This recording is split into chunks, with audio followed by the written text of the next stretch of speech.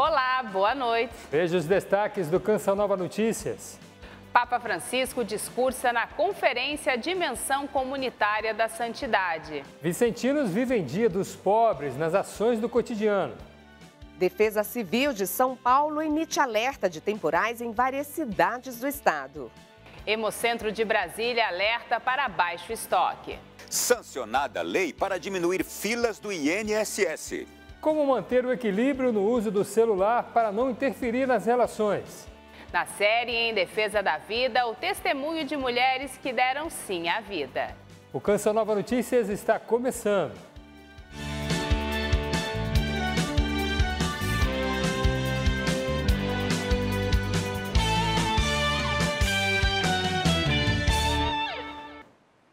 Nesta quinta-feira, o Papa Francisco falou aos participantes da Conferência Dimensão Comunitária da Santidade. O evento é promovido pelo Departamento das Causas dos Santos. Durante o discurso de encerramento, o Santo Padre destacou aspectos comunitários da santidade. Na Sala Clementina, o Papa afirmou que o tema da universalidade da santidade, sua dimensão comunitária, é muito caro ao Concílio Vaticano II. O pontífice também observou que nos últimos anos o número de beatificações e canonizações cresceu entre as pessoas dos mais diversos estados de vida, casados, solteiros, sacerdotes, consagrados e leigos. Tratam-se de membros das nossas comunidades que viveram uma grande caridade nas pequenas coisas da vida cotidiana, mesmo com suas limitações e falhas, seguindo Jesus até o fim, explicou o Papa. Francisco propôs 3 aspectos para refletir esta questão. O primeiro diz respeito à santidade que une. Explicou que esta vocação se realiza na caridade, dom do Espírito Santo, que nos une em Cristo e com os nossos irmãos. Citou o exemplo de Mateus, que convidou seus amigos para também se encontrarem com o Messias, e de Paulo, que se tornou o apóstolo dos gentios. Em relação à santidade familiar, o Papa lembrou a vivência da Sagrada Família de Nazaré e de outros exemplos reconhecidos pela Igreja nos dias atuais, como os pais de Santa Teresinha, Santa Zélia e São Luís Martim. A santidade dos cônjuges, assim como a santidade particular de 2 pessoas distintas, é também santidade comum na conjugalidade. Daí a multiplicação e não mera adição do dom pessoal de cada um que se comunica. Sobre o terceiro ponto, da santidade dos mártires, o Santo Padre disse que não houve um período na história da Igreja que não tenha tido seus mártires. Por fim, Francisco expressou que a santidade dá vida à comunidade e cada um, com o próprio trabalho, ajuda a sociedade a compreender e a celebrar cada vez melhor a sua realidade e dinâmica. Realidade essa que apresenta diferentes caminhos, mas todos visando ao mesmo objetivo, a plenitude do amor. Este é o caminho para a santidade, concluiu o Papa. Na Somália, as fortes chuvas que assolam o país desde o mês passado já provocaram a morte de pelo menos 30 pessoas. Quase 500 mil de habitantes tiveram que abandonar suas casas. No distrito de Luque, ainda não deu para esquecer o drama que as cheias causaram nas aldeias. Abdi Adan Hassan lembra que muita gente passou a noite em árvores à espera de resgate. Colocamos bebês e idosos em camas e em árvores. Essa enchente já dura 2 semanas. Tocamos tambores para sermos ouvidos. Todos foram encontrados na manhã seguinte. A ajuda humanitária chega à aldeia de barco. As inundações já provocaram a morte de 32 pessoas. 456 somálios tiveram que abandonar as casas. O Gabinete das Nações Unidas para a Coordenação de Assuntos Humanitários acredita que os números podem aumentar. Até agora, resgatamos mais de 400 pessoas de locais que estão completamente submersos pela água, em consequência das fortes chuvas. A enchente foi causada pelo transbordamento do rio Juba. O Programa Alimentar Mundial diz que 1/4 da população já não tem o que comer por causa da seca e das inundações causadas pelas mudanças climáticas. Aqui no Brasil, o alerta de perigo por conta da onda de calor em 15 estados e no Distrito Federal termina amanhã. A umidade do ar ainda exige atenção pelos baixos níveis em grande parte do país. No centro-oeste, as temperaturas chegam aos 35 graus em Brasília, 39 em Goiânia e Campo Grande e a 42 em Cuiabá. O sol segue reinando nessas 4 áreas claras do mapa. Nas demais, pode ter pancadas de chuva isolada por causa do tempo quente e seco. Na região norte, calorão de 36 graus em Manaus e Boa Vista e de 38 em Porto Velho. No Nordeste, a máxima chega a 38 em Teresina e a 32 em São Luís, Fortaleza e Natal. No outro extremo do Brasil, o alerta é para os temporais provocados por uma frente fria. E ainda pode chover bastante no norte do Rio Grande do Sul e nas serras gaúcha e catarinense. O calor está com os dias contados na capital paulista. Domingo, a chuva aumenta, os termômetros caem para 25 graus, trazendo também um refresco a todo o estado. E a partir de amanhã, chove em partes de São Paulo, Rio de Janeiro e no Triângulo Mineiro, devido à passagem de uma frente fria que vai quebrar essa sequência de dias quentes e secos. Pois é, por causa dessa frente fria, a Defesa Civil do Estado de São Paulo emitiu um alerta, porque entre amanhã e domingo podem acontecer fortes pancadas de chuva na capital e no interior. Vamos à capital paulista com Elane Gomes. Elane.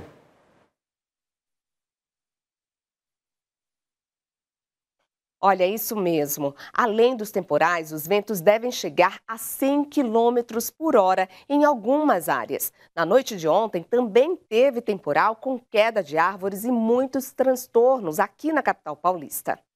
Os reflexos do temporal que atingiu São Paulo no início da noite de ontem estavam em várias ruas da cidade hoje pela manhã.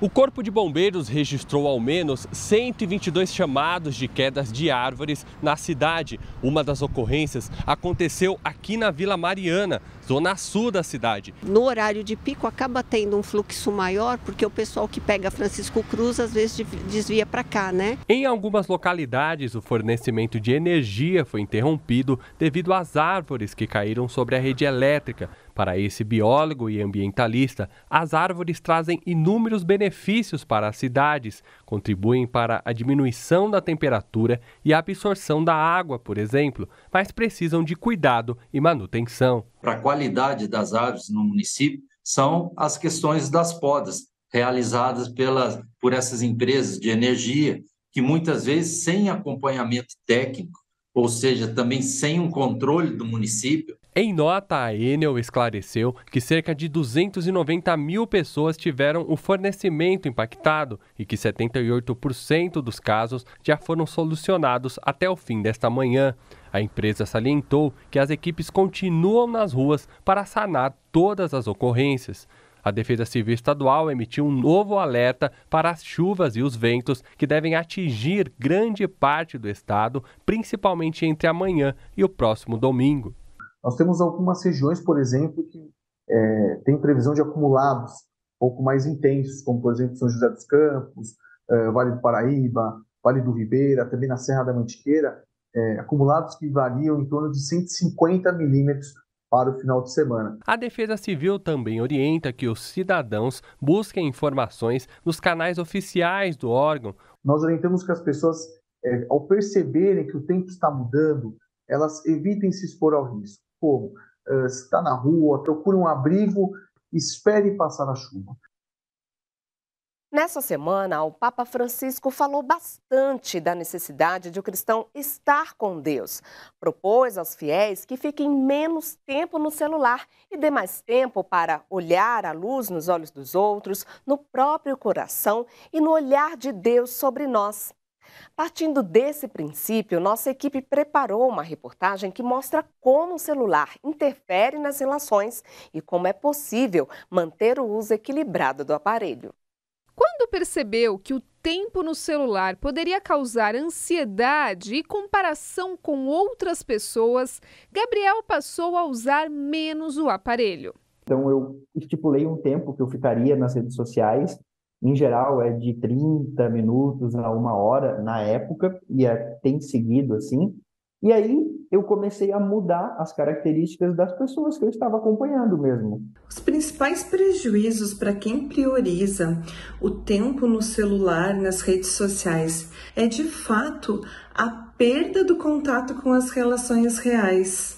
Durante a oração do Ângelus do último domingo, o Papa Francisco falou sobre o uso excessivo de telas. O Santo Padre citou a necessidade das pessoas estarem menos tempo no celular e mais tempo olhando para os olhos dos outros, para a vida interior e para o olhar de Deus sobre nós.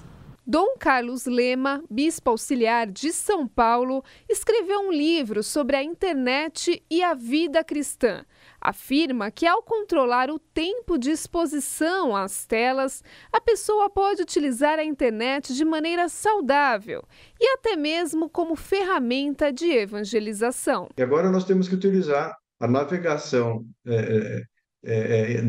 dos internautas. Divulgamos uma palestra, divulgamos uma homilia, divulgamos um trecho de um livro. Saber administrar o tempo na internet é também analisar o tipo de conteúdo consumido. Se é algo realmente proveitoso ou se é algo que está fazendo com que a gente perda as nossas relações reais. Hoje, Gabriel ensina sobre o minimalismo digital na internet. Acredita que a prática ajudou a se aproximar de sua família. Eu deixei de estar com o olho na tela e passei a estar com o olho nas pessoas que eu amo. O fato de eu estar à noite lendo um livro e não mexendo no celular faz com que o meu filho pegue o livro no rack e sente para ler o livro junto comigo. Bom, fico por aqui. Amanhã estaremos de volta com o Boletim de Notícias, direto de São Paulo, às 9h30 da manhã. Até lá! No mês em que é celebrado o Dia Nacional do Doador de Sangue, a situação do Hemocentro de Brasília não é nada fácil. O banco de sangue opera com apenas 50% do estoque e os doadores estão sendo convocados para comparecer e fazer sua parte no processo de salvar vidas. Da capital federal, Ronaldo da Silva tem as informações. Ronaldo. Boa noite também para você e para toda a nossa audiência da Canção Nova. Olha, com a situação de emergência causada pela queda de doações de sangue nos últimos 2 meses, a Fundação Hemocentro de Brasília alerta. O mês de novembro registra o menor nível de estoque de sangue dos últimos 5 anos. Para alguns voluntários, a doação é regular. Cada 2 meses, eu vim fazer a renovação, vim aqui fazer a doação, proporcionar para o outro aquilo que eu já tenho, que é saúde. Para outros, esta é uma oportunidade de doar pela primeira vez. Semana passada o estoque do Hemocentro estava muito baixo, né? Então é muito importante porque você vai estar salvando outras vidas e vai estar dando oportunidade para outras pessoas também viverem. Assim como fez Júlia, o Hemocentro de Brasília espera que a população se sensibilize. A gente começou o mês de novembro já com um déficit muito grande, por isso o nível crítico dos estoques e por isso a convocação que a gente fez a toda a população do Distrito Federal para que viessem doar sangue, para que a gente conseguisse restabelecer os estoques em níveis adequados. A necessidade de doação de sangue é permanente. O apelo da Fundação Hemocentro de Brasília é para que os doadores não desistam do ato de solidariedade. Os tipos sanguíneos A positivo, O negativo e O positivo têm urgência para a manutenção adequada dos estoques. Primeiro critério, estar bem de saúde. Segundo, ter entre 16 e 69 anos de idade, pesar pelo menos 51 quilos, vir com documento original, com foto, um documento oficial e vir bem alimentado, sem gordura e derivados do leite. Outras condições, outras orientações podem ser acessadas diretamente no nosso site. No Dia Nacional do Doador, celebrado neste mês, a instituição fará uma grande força-tarefa para receber mais voluntários. Dia 25 de novembro é o Dia Nacional do Doador. Neste ano será um sábado e nós estaremos aqui de portas abertas para receber a todos os agendados e, eventualmente, quem quiser participar da festa com a gente. Olha, eu reforço aqui este apelo também à doação de sangue, não só aqui no Hemocentro de Brasília, mas em todas as cidades onde temos o Hemocentro, porque essa é uma necessidade permanente. E uma lei sancionada pelo presidente Lula cria o programa de enfrentamento à fila da Previdência Social. O objetivo é diminuir o tempo de espera nos atendimentos do INSS. A lei prevê bônus salarial de até R$ 75 por tarefa desempenhada a colaboradores do INSS que trabalharem com uma carga horária a mais. O intuito é acelerar os atendimentos de análise de requerimentos de benefícios, como, por exemplo, a realização de perícias médicas. O texto também possibilita, em caráter excepcional, que atestados médicos e odontológicos ainda não avaliados sejam validados para a autorização de licenças médicas ou para acompanhamento de tratamento familiar sem a realização de uma perícia oficial. A lei sancionada pelo presidente Lula também apresenta medidas relacionadas à reestruturação de cargos no Poder Executivo Federal. Neste caso, de acordo com o governo, o objetivo é transformar cargos efetivos vagos para atender a demanda de órgãos e entidades. O texto também amplia o prazo das contratações temporárias para a assistência à saúde de povos indígenas. Com a expectativa de vida em crescimento e os avanços nos tratamentos de saúde, cada vez mais trabalhadores encerram a carreira plenamente ativos. Após anos de trabalho, chega o momento da aposentadoria e a dúvida: o que vou fazer depois? A falta de planejamento pode prejudicar essa etapa da vida. E para ajudar os empregados nessa fase, a Câmara dos Deputados aprovou um projeto que determina a adoção de programa de preparação para aposentadoria em empresas públicas e privadas. Foram quase 40 anos de dedicação ao serviço público. Aposentada há 1 ano, Janine só tomou a decisão de largar a rotina diária de trabalho após ouvir uma pregação do padre Adriano Zandoná e sentir o chamado. Aos 55 anos e ativa, decidiu trocar a atividade laboral pelo serviço missionário. Comecei a rezar que, se fosse a vontade de Deus, que eu realmente me preparasse psicologicamente, emocionalmente para me aposentar, para vir a servir realmente e a trabalhar para Deus. Após décadas de trabalho, a aposentadoria pode se tornar para muitos um apagar de luzes. O que fazer agora?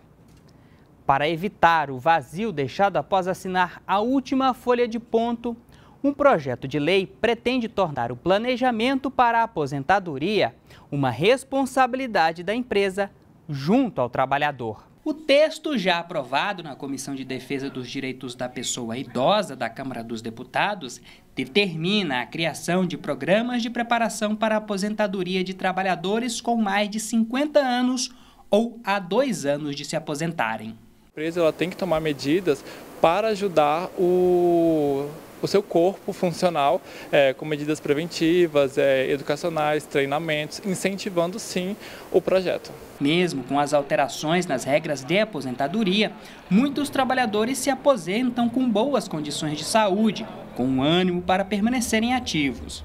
Para a psicóloga, é importante planejar bem essa nova etapa de vida. Então é muito importante que todos nós, independente da idade, entrou na idade adulta, que você consiga ser além do seu crachá, do seu jaleco, do seu uniforme, da sua farda, que nós possamos desenvolver outras áreas da vida também. O projeto será analisado pela Comissão de Constituição e Justiça e, se aprovado, segue direto para o Senado. Você conhece O Senhor dos Anéis? Essa obra foi eternizada pelo lendário J.R.R. Tolkien, conhecido mundialmente como o pai da fantasia moderna e um dos maiores escritores de todos os tempos. Católico fervoroso, Tolkien influenciou o mundo com suas histórias, universos e mitologias. Através de suas obras, o autor buscava expressar as virtudes e a fé cristã. Nós vamos falar sobre este grande homem no Além da Notícia de hoje, que vai receber um sacerdote, professor e pesquisador. Ele é especialista em literatura e nas obras de Tolkien. Este é um programa que está imperdível. Eu deixo aqui um convite até para crianças adolescentes e jovens. E eu espero por você logo mais às 10 da noite aqui na TV Canção Nova. Boa noite a todos e até daqui a pouco. A indústria brasileira representa cerca de 21,2% do emprego formal no Brasil. A qualificação profissional tem sido a porta de entrada para quem deseja ingressar no mercado de trabalho, mas também para aqueles que já se encontram empregados. A indústria brasileira emprega mais de 11 milhões de trabalhadores em diferentes segmentos. A busca por profissionais qualificados tem sido cada vez mais exigente, sobretudo quando se fala em mão de obra para a chamada indústria 4.0. Quando a gente pensa em quarta revolução industrial, indústria 4.0, a gente está pensando em quê? Em empresas que utilizam mais tecnologia ali nos seus processos. Qual é o lado bom disso? Você está gerando empregos de melhor qualidade, empregos que pagam melhor. Mas, por outro lado, vai exigir mais qualificação dos trabalhadores. A estimativa da Confederação Nacional da Indústria é que mais de 9,5 milhões de trabalhadores devem ser qualificados em diversas ocupações industriais até 2025. Hoje, não só as novas ocupações estão exigindo capacitações mais atualizadas, como aquelas ocupações que já existem precisam de novas requalificações, novas atualizações. Entre as áreas que mais necessitam de profissionais estão técnico em desenvolvimento de sistemas, cuja média salarial prevista no mercado é de R$ 3.100. Técnico em edificações, com renda média de R$ 2.600. Além da área de fabricação mecânica, com salário médio de R$ 2.500. Essa alta de demanda pela tecnologia vem trazendo cada vez mais, os jovens, até mesmo profissionais querendo se requalificar para entrar nesse mercado. Para o instrutor da área de TI, o perfil profissional do trabalhador da indústria mudou. Além da habilidade técnica, outras competências têm sido mais exigidas. O perfil do profissional moderno é aquele profissional que, além de saber fazer bem o trabalho dele, ele tem que saber ser líder, ser criativo, lidar com trabalhos em equipe, saber solucionar problemas e convergir essas tecnologias que estão aparecendo na sua área de atuação ou nas novas áreas que estão aparecendo no mercado. E aquele trabalhador que fica ao longo dos anos fazendo sempre a mesma atividade, sem se preocupar em se qualificar, entender o que está acontecendo naquela atividade econômica, provavelmente vai ficar para trás. Você já ouviu falar de meliponário? O nome diferente se refere ao local que cria abelhas sem ferrão. O espaço desse foi inaugurado em Belo Horizonte. Além de deixar os insetos mais próximos da população, vai ajudar a recuperar as áreas verdes da cidade. Quando você pensa nas abelhas, o que vem à sua cabeça? Mel. Machucado, picada? Perigo. É perigoso. Porque tem essas abelhas africanas aí. Se você também pensa nas ferroadas, saiba que nem todas as espécies possuem ferrão. Só no Brasil existem mais de 300 diferentes tipos de abelhas sem ferrão. A partir de agora, quem visitar o Parque das Mangabeiras, em Belo Horizonte, terá a chance de ver algumas dessas espécies bem de perto, neste meliponário da Biofábrica. Meliponário é o local de criação das abelhas sem ferrão, mostrando para todo mundo a diversidade de espécies que a gente tem, além da importância de se preservar elas. Então, nesses locais, as crianças podem chegar sem nenhum tipo de medo, de agressividade por parte das abelhas, porque são abelhas que são mais tranquilas, elas não são tão defensivas quanto outras espécies. Mais do que ver de perto diferentes tipos de abelhas e saber como se organizam, quem visitar o local terá a oportunidade de entender a importância desses animais para a natureza. Os benefícios das abelhas vão muito além da produção de mel. Esses animais são essenciais para o desenvolvimento da flora do país. Mais de 90% de todas as espécies de árvores e de plantas do Brasil são dependentes da polinização por abelhas. Então, sem esse serviço ecossistêmico da polinização, a gente não tem um alimento. Então, a criação de abelhas ela envolve a melhoria até um lucro maior na produção agrícola do país. E por que não aprender como atrair essas abelhas sem ferrão para poder criá-las em casa? Isso também será possível por meio de oficinas. Hoje em dia, o único animal silvestre do Brasil que você pode criar sem nenhuma autorização específica são as abelhas nativas. Então, até 49 enxames sem uso comercial, você pode ter um meliponário sem nenhum tipo de registro.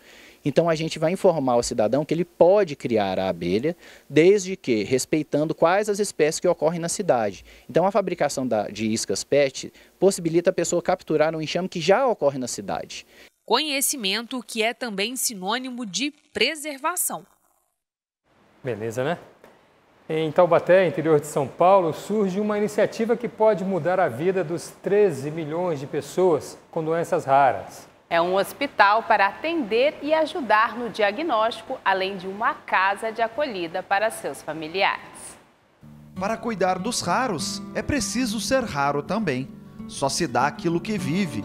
Assim, Padre Marlon conta os dias para a inauguração de um grande sonho.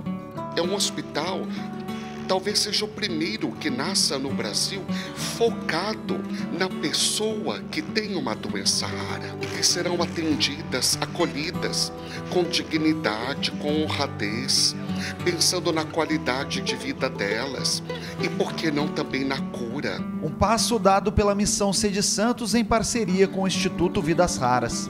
O local ganhou os últimos retoques e equipamentos. Os desafios foram inúmeros, mas vencidos pela vontade de Deus. Contando, com a ajuda do povo, os seguidores do Padre, o povo de Deus que ajudou esse sonho a se tornar realidade. Fico imaginando como vai ser, a coisa já pronta, já acontecendo, e agradecendo a Deus por poder fazer parte desse momento. Bom, eu estou aqui em um outro canto do Hospital dos Raros.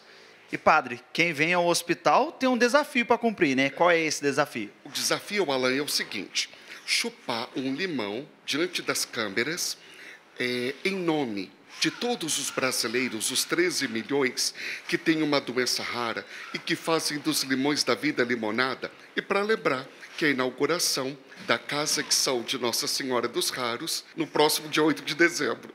E bom, como eu não ando sozinho, eu venho nessa reportagem também com o cinegrafista, eu queria chamar também o Ederaldo, porque eu não posso fazer sozinho, né, padre? Ederaldo, vem pra cá. Ó, gente, desafio aceito. Padre, faça o convite também para que outras pessoas cumpram esse desafio em prol dos raros. O desafio agora é que você também grave você chupando limão, coloca a hashtag Desafio dos Limões e me marca, @Padre Marlon Múcio. Eu vou compartilhar todo mundo. E apesar do amargo dos limões que a vida dá, essa turma segue sonhando com frutos grandes e bonitos. Do Espírito Santo. Amém. A gente volta com uma pergunta: por que diversas mulheres pensam em abortar? Para obter essa resposta, nossa equipe conversou com mães que, mesmo em meio a tribulações, deram o sim à vida. Tema da terceira reportagem da série especial Em Defesa da Vida. O que leva as pessoas a dizerem não à vida? Eu não queria, tomei vários remédios, tomei cachaça, tomava tudo que era bebida amargando, que diz que tirava. Na época eu era muito nova, eu não tinha cabeça, porque quando a gente é nova e a gente tem uma família complicada, uma mãe que é usuária de droga, e você vê a situação que sua mãe passa com 12 filhos, então a gente fica muito... Será que eu vou repetir a mesma história?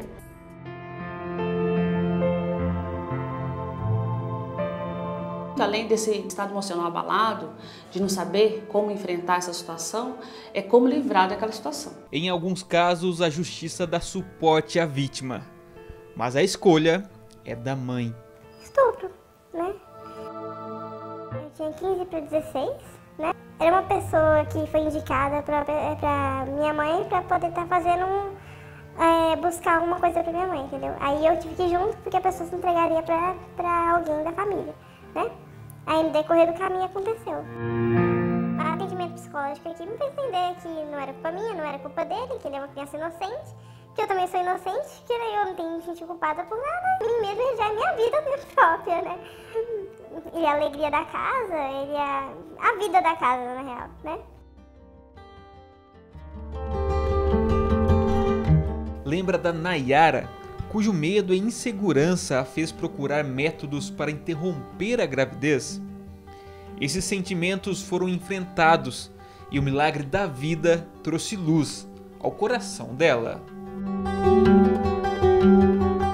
Meu menino nasceu com muita saúde daí. Hoje eu não, eu não aconselho ninguém a fazer uma coisa dessa, porque é horrível. A gente se sente culpada, eu sinto culpada quando eu vejo meu menino lindo, meu menino todo aquilo, sabe, aquela coisinha ali.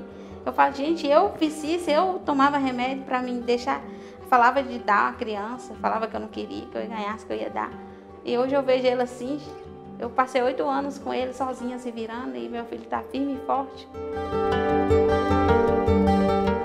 O amor traduzido que tempera a felicidade e exibe o sorriso traz hoje um sentimento ao relembrar de suas atitudes. Eu não dou conselho nenhum, ninguém para fazer isso. Eu arrependo demais. Nossa, se eu pudesse voltar ao tempo, eu não posso, né? Mas eu vi que eu posso fazer diferente. Hoje Nayara é mãe do pequeno Brian. Eu não concordo com aborto, gente. Eu já tentei fazer isso com meu filho, meu primeiro filho, meu Deus, arrependo até hoje. E eu não... Hoje em dia é tão fácil, gente, acha tanto projeto, cursos. Aqui em São José Meio tem vários lugares que a gente vai e corre atrás. Não tem necessidade de aborto, eu acho que não tem necessidade de aborto.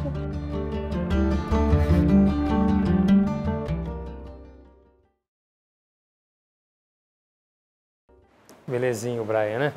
Na reportagem de amanhã, vamos saber as consequências do aborto para a mulher e conhecer a bela história de uma família que acreditou no milagre da vida. Olha, nunca afastes de algum pobre o teu olhar. Motivada pela palavra de Deus no capítulo 4 de Tobias, toda a igreja celebrará no próximo domingo o 7º Dia Mundial dos Pobres. Nas palavras do Papa Francisco, este é um sinal fecundo da misericórdia do Pai para as comunidades. Todos os dias, no entanto, esta mesma realidade é experimentada por um organismo católico vital, a Sociedade de São Vicente de Paulo. Nada se perde, tudo se destina. Ao lado da dona Elza, companheira vicentina, está o seu Carlos Roberto na missão. A maior bênção que eu já recebi na minha vida. Porque antes, até então, eu não tinha assim uma vida presa, uma vida para entender o que o irmão sofre, o que o próximo sofre, né? Porque é muito fácil eu estar no meu comodismo e não enxergar nada aí fora. Fico tranquilo, né? Mas aí fora, as questões sociais pedem que a gente faça alguma coisa. Sob a proteção de São Vicente de Paulo, a cada semana, os dois caminham pelas ruas para saciar a fome dos irmãos e anunciar o Cristo como esperança de uma vida melhor. Tem muita emoção de visitar um pobre. Muito carinho pelo um pobre, sabe? Eu adoto aquele pobre. Eu sofro quando acontece qualquer coisa, sabe? A generosidade do povo é fundamental. Dona Lucília colabora há décadas para o bom êxito deste propósito. E eu tenho, porque não reparti com alguém, né? Isso que passa pela minha cabeça. Sempre eu reparto. Agora há pouco a menina passou aqui, vem buscar uns alimentos para levar para os pobres, sabe? Podendo ajudar, até o fim da minha vida eu ajudo. É muito bom ajudar as pessoas que precisam. Nossa equipe acompanhou a entrega de cesta básica para a família da dona Enedir. Somos recebidos com muita simpatia. Entre uma conversa e outra, um convite para conhecer sua casa. As ações de caridade dos vicentinos não se restringem somente ao Dia Mundial dos Pobres. Diariamente, um olhar misericordioso é exercido aos que mais precisam. Trabalho desafiador, muitas vezes invisível, milagre acolhido por cada casa alcançada. Além da alimentação, os vicentinos colaboraram com a reforma da residência. De pouco em pouco, as paredes são rebocadas. Dignidade em todas as esferas. Deu areia, deu cimento e o menino meu está rebocando. Eu agradeço a Deus que está me ajudando e fico tão contente. A gente já sabe que o pobre tem que ser considerado especial todo dia para nós. Porque é a figura viva de Jesus Cristo lá, a nossa espera.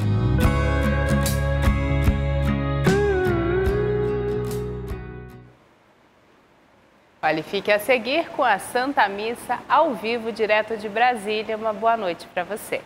Siga nossas redes sociais, @CN Notícias. Até amanhã, uma boa noite para você.